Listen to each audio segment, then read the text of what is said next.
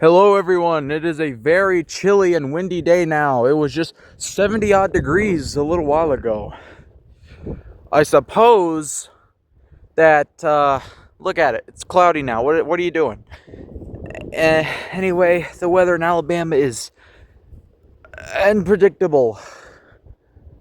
And today, for the past few years, I have been doing nothing all day besides listening to music of all genres, everything. And one musician really stood out to me, GG Allin.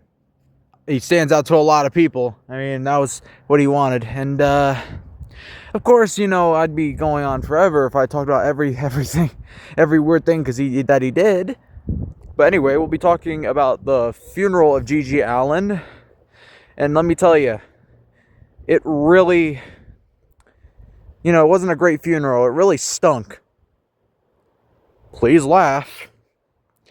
Anywho, GG Allin lived a standout life, to say the very least about Allin. Alright, so I kind of got to put my phone a certain way. Anyway, like I was saying, GG Allin lived a standout life that is, I wouldn't say to brag about, but like I said, standout. But anyway, GG, after everything, his career was relatively short. His, dare I say, successful career? Not really.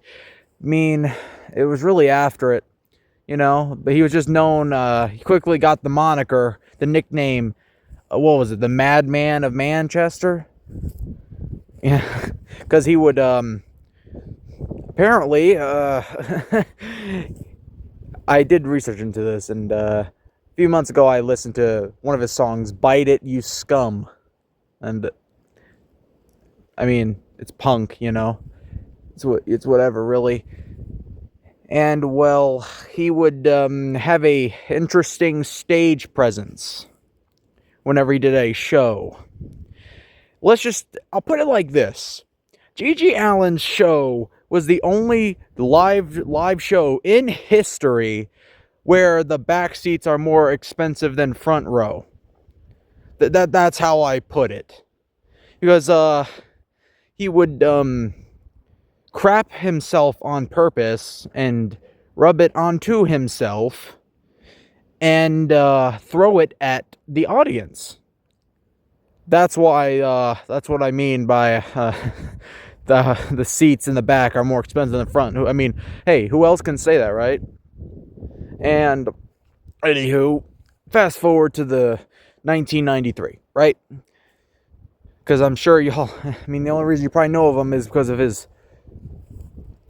I mean, I don't know how, I was about to say holier than thou, but he had, But anyway, after all of his antics, I suppose, he wound it up at just a small show, small pub in, I think it was called the gas station, and he wound up, they shut down the show because he was being GG again, just GG things, hashtag.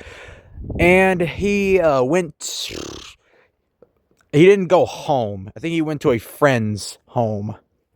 And he died later that night of an overdose on June 28th, 1993. And in I think 5 days, so June 28th, he had to die that night. So 5 days later, on July 3rd, that's when his funeral commenced, I suppose. And when I say his funeral stunk, I mean that in a metaphor, and quite literally, the smell was terrible.